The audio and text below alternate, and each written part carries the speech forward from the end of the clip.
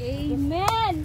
Tunay nga na pag tayo ay nagkakaisa, kahit hindi kompleto yung instrument, if we are seeking to feel the presence of the Holy Spirit, ay mararamdaman po natin through singing, dancing, and fellowshipping to each other.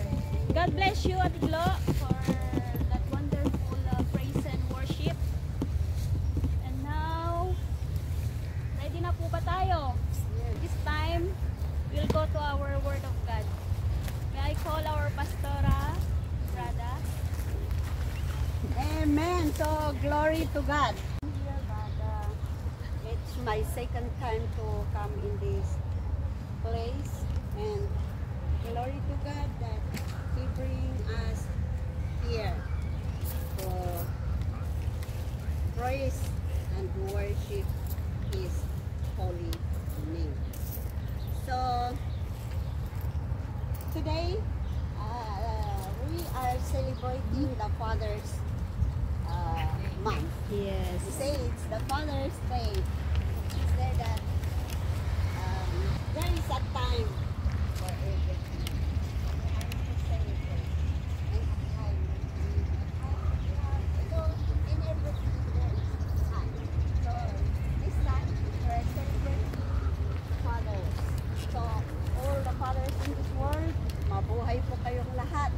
Yung mga asawa namin, dahil marami tayo, hindi dalawa o tatlo, kundi isa ang asawa natin. Kaya lang, in behalf of our husband, we are standing for you. So, thanks God na tayo ay may asawa at ang asawa natin ay naging ama. Iba-ibang biological na father dito sa mundo. Lahat tayo ay may ama. Iba-iba ang ama natin. Pero may isa tayong ama na si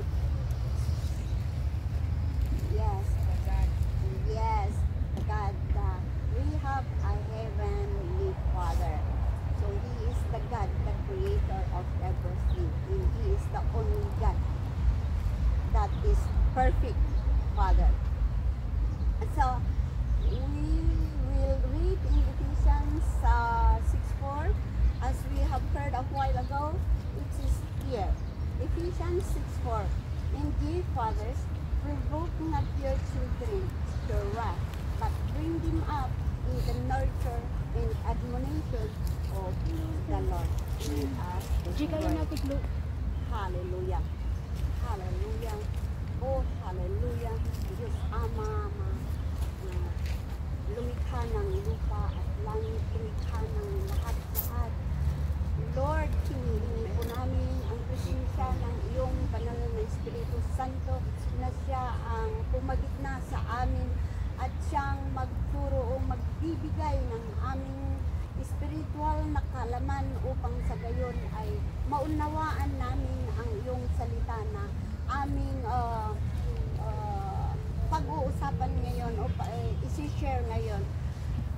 I pray that the knowledge that will come from you, Lord God, at dawa po Diyos na He is going to open our spiritual understanding, open our heart, O Lord God, that your word will stay in our heart and it will be used in our daily life, O Lord God. We ask you to always remind your words as we walk with you. In Jesus' name we pray. Amen. So, sabi dito, fathers, provoke not your children to wrath, but bring them up in the nurture and admonition of the Lord. So, fathers, all fathers. Kaya wala tayong fathers dito. Si Brother Ariel hindi lumabas. Pero naniniwala ako na tayong lahat ay may asawa at pwede natin i-share sa ating asawa na ganito pala na tayong mag-asawa o tayong mga magulang, ama at ina, ay kailangan natin tandaan na sinabi dito sa Ephesians 6:4 na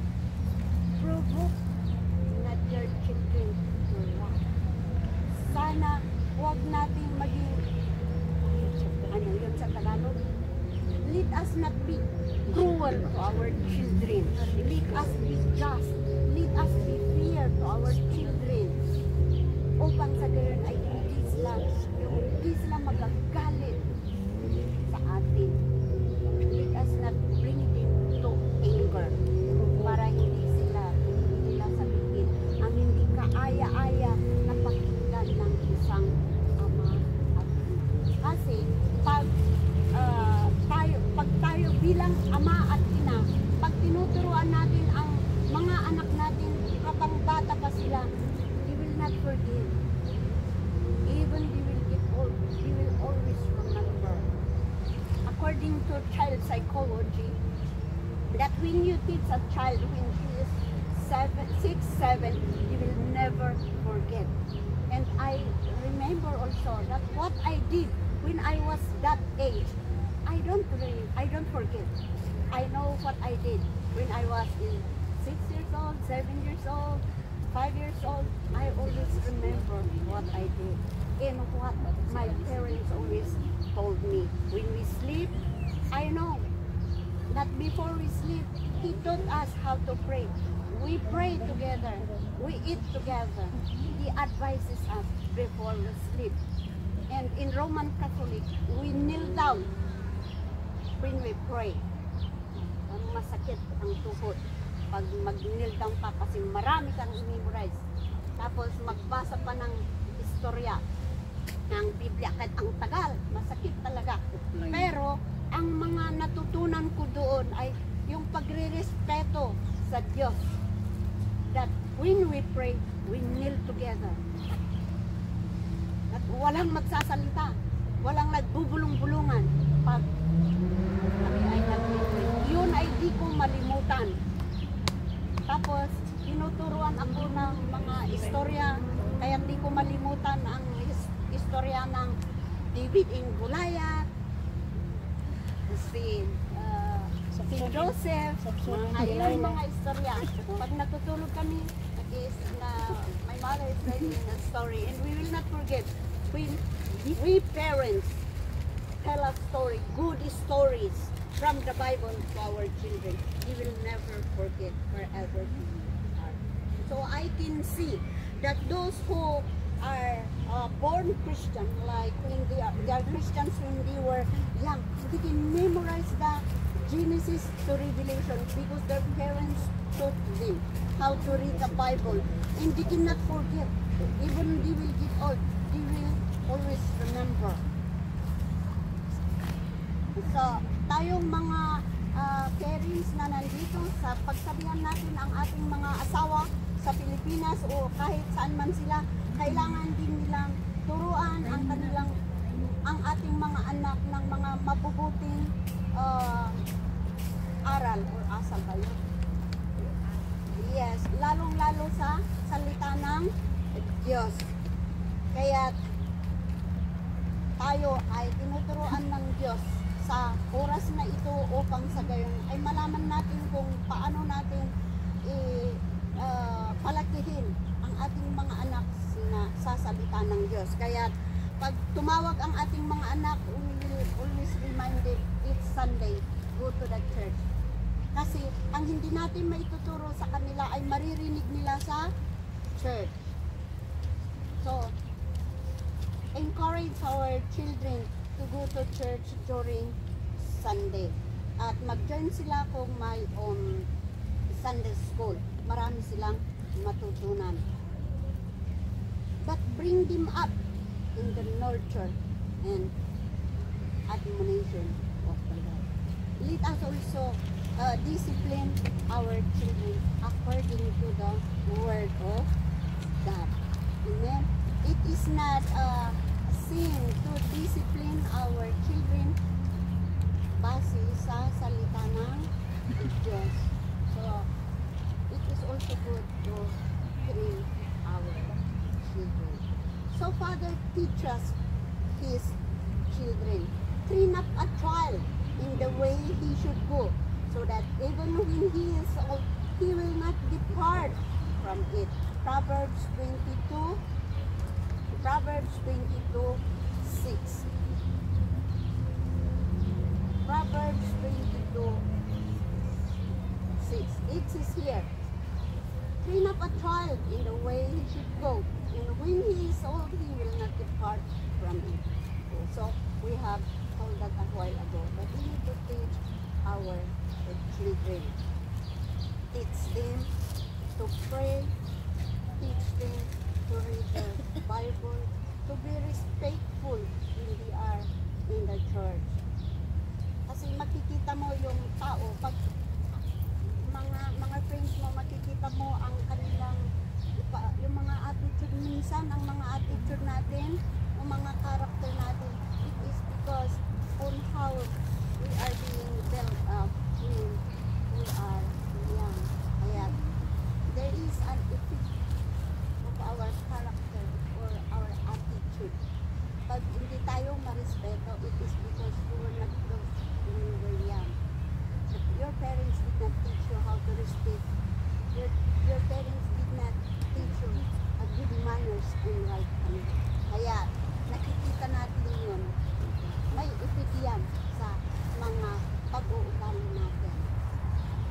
Kaya tayong mga parents, mabuti yung talagang blessed yung mga wala pang asawa dahil marami ang kanilang naririnig pag mag-aasawa sila. Swerte ang kanilang asawa dahil marami silang nalalaman. Sabi na, ay mahirap mag-asawa ng pastor, mahirap mag-asawa ng born again o yung mga naniniwala, yung mga anak nila mahirap dahil maraming bawal. Hindi nila alam na ang bawal ay kanilang kakabuti. So, it says here, thou shalt teach them diligently unto thy children, and shalt talk to them when thou sit in thine house, and when thou walk by the way, and when thou lie down, and when thou risest up. Deuteronomy 6:7. So, wala tayong rason. Kahit saan, pwede natin turuan ang ating mga anak. I remember when we were walking with my mom, going to the market. She prayed, but he have a rosary, like that. So, he is praying while walking. Ngayon na born again ako, sana ganito ang mga born again. Ano man ang ginagawa, talagang makikita mo na yung heart nila ay talagang sa Panginoon ba. Sana ganun tayo. Inaano natin, ay mga Katoliko, hindi naniniwala ng ganun. But see, we are struggling with. But see how we pray. It is, they do not know. Some. Haan ka na isusuro kanya na nagtibat atin tayo takda. Nung nagtitakbat ay so how we pray. So sana ganun tayo mga born again. Na kahit gaano tayo kabisi, sana wino-worship natin ang Panginoon. Nagdadasal tayo upang sa ganun ay makikita ng ating mga anak. At ang nakikita ng mga anak ay it will remind them. Ako, minsan naisip ko yung mga tinuturo ng ating mga magulang. Bakit sila ginawa yon? Ako kaya, di sana lalo pa ako na born again, kailangan kong gawin. Kaya huwag tayong mahiyang magbasa sa harapan ng ating mga anak. Pag mag-pray tayo, hayaan natin tingnan ang ating mga anak at pakinggan ang ating sinasabi na nag-pray tayo upang matuto sila. And they will remember.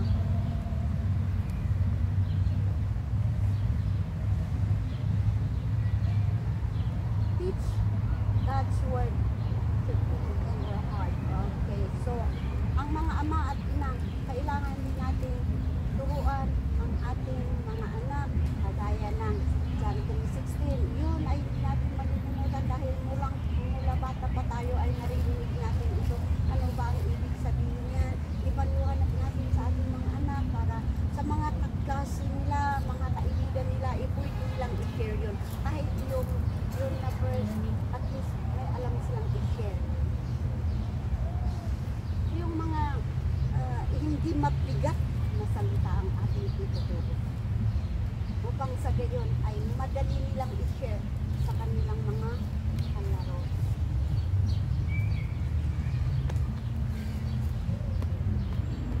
learn to love God with all their hearts and with all their souls and with all their mind.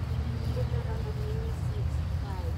Kailangan natin turuan ang ating mga anak na mahalin ang Diyos ng taus-pusong pagmamahal sa Diyos, na may takot sa Diyos. Pag tinuruan mo ang iyong anak na may takot sa Diyos, maniniwala kayo, hindi maghihiwalay sa Diyos at natatakot na gumawa ng hindi ka nais-nais dahil tinuruan mong matakot sa Diyos. Amen for God. Father, provide the needs of the children. Yes, ang Ama kailangan din na i-provide ang mga kailangan ng mga anak. Sabi dito sa Philippians 4:19, which Paul writes, "In my God will supply all your needs according to His riches and glory in Christ Jesus." Tayong mga ama, tinuturo ni Paul dito na kailangan na tayong mga ama o mga ina, i-provide natin ang mga pangangailangan ng ating mga anak dahil yun ay ating responsibilidad.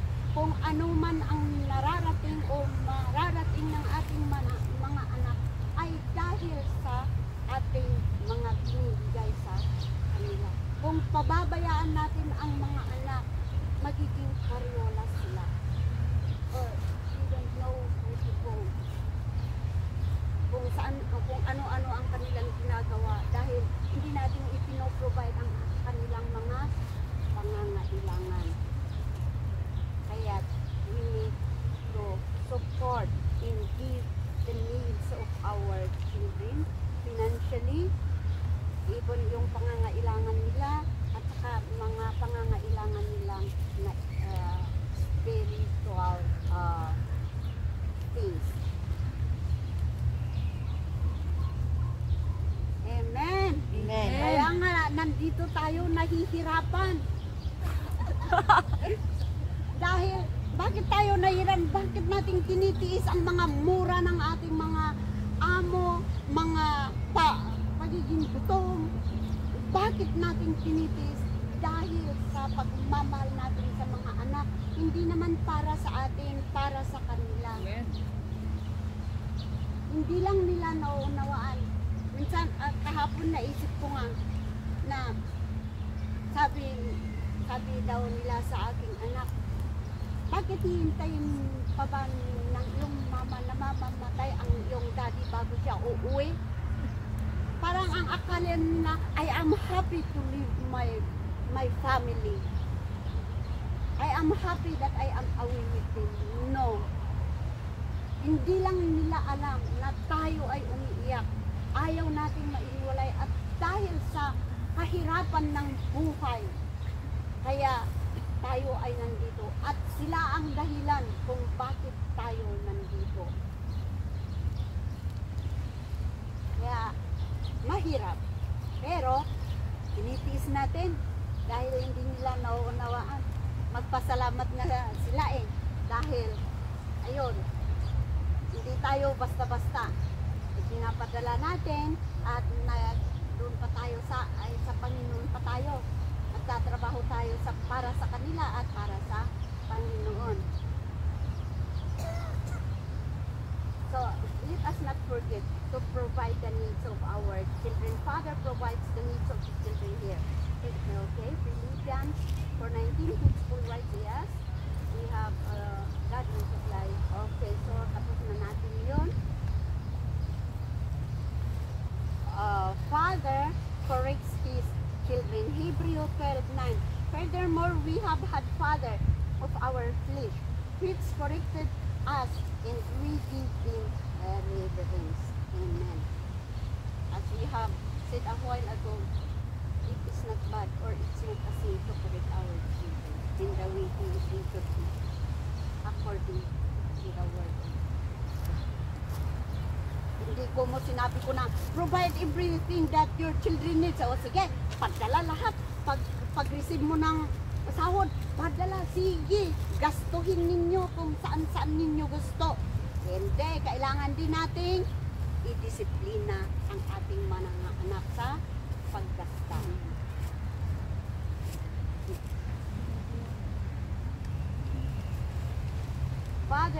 demonstrate forgiveness. Dito sa forgiveness na ito, we can read in the parable of the prodigal son. Pag nabasa ninyo ang parable ng prodigal son sa Luke 15:11 to 31, makikita ninyo na ang ama, bilang isang ama, ay kailangang alam mag-forgive sa anak. Nagkasala man ang ating mga anak o hindi man nakikinig ang ating mga anak, kailangan natin magtiis, kailangan nating unawain, kailangan nating i-forgive. We need to learn how to forgive our children. It is not because we are the mother, it is not because we are the father, that we can control them everything, or we can do what we want to do. But no, we need to understand them. We need to show the Father's love. I teach. Amen for that. So, teach your children how to forgive. Amen. And not keeping a hurt, yung hatred. Sana hindi sila matutong magtago sa puso ng hatred.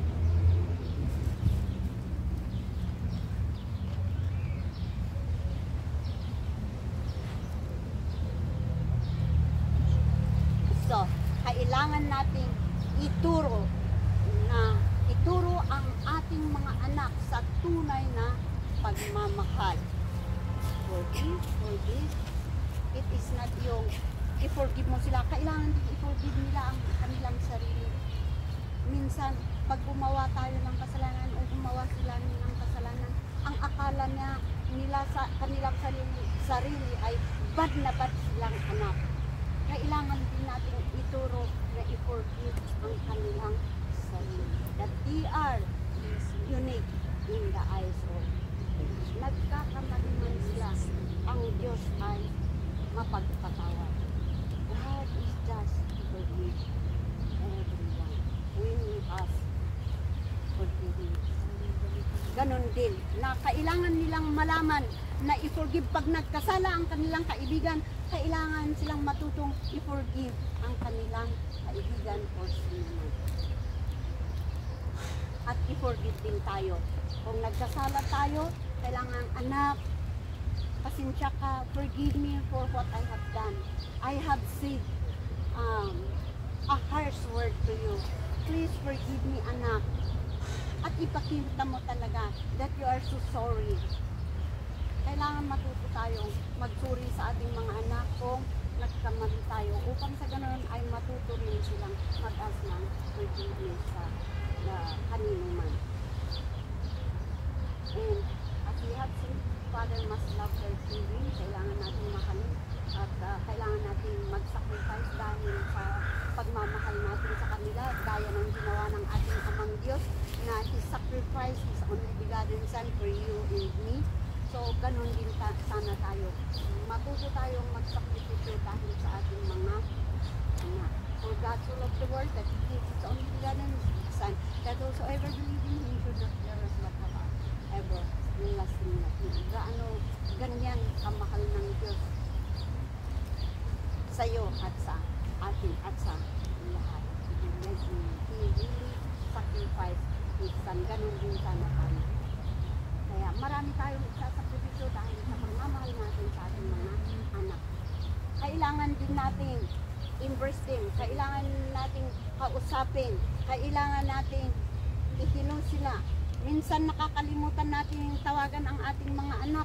Unahin pa natin tawagan ang ating mga boyfriend, ang ating mga best friend, ang ating mga kasama sa church. Pero nalilimutan natin i-good morning ang ating mga anak o mga apo.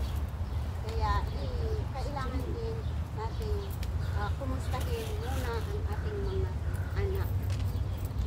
Of course, ang asawa din natin, kaya nga, asawa mo, kaya, hello, asawa, hello, asawa, wala pa akong ipapadala, hindi pa tapos. Hello, asawa, wala pa.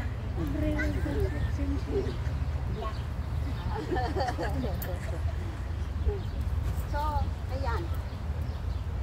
Kailangan talaga natin kumustahin ang ating mga anak nila, mga magulang.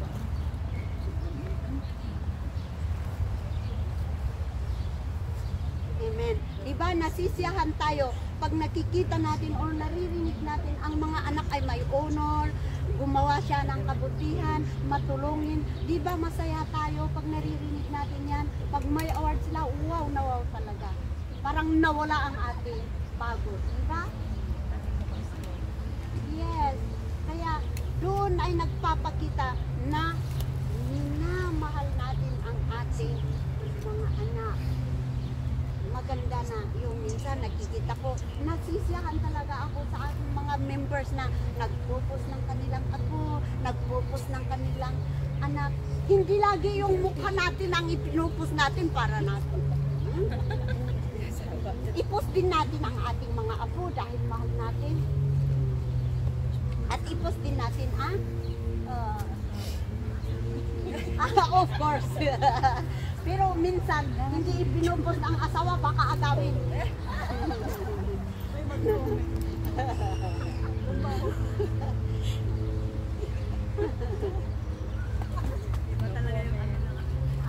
Ang importante doon is, kahit hindi natin ipos ang asawa, basta ang asawa nasa puso, sikreto.